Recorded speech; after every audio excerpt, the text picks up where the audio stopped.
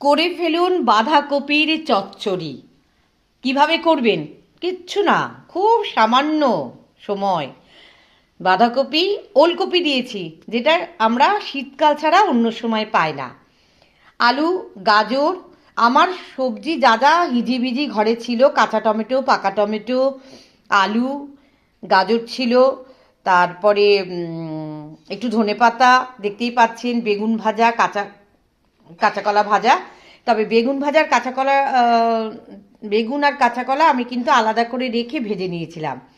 আর সব সবজি যা যা ঘরে ছিল, কড়াইশুঁটির থেকে আরম্ভ করে সব সবজি আমি একটু গরম জলে ভাপ দিয়ে, সর্ষের তেল গরম করে, শুকনো লঙ্কা, তেজপাতা দিয়ে আমি সব সবজি দিয়ে দিলাম।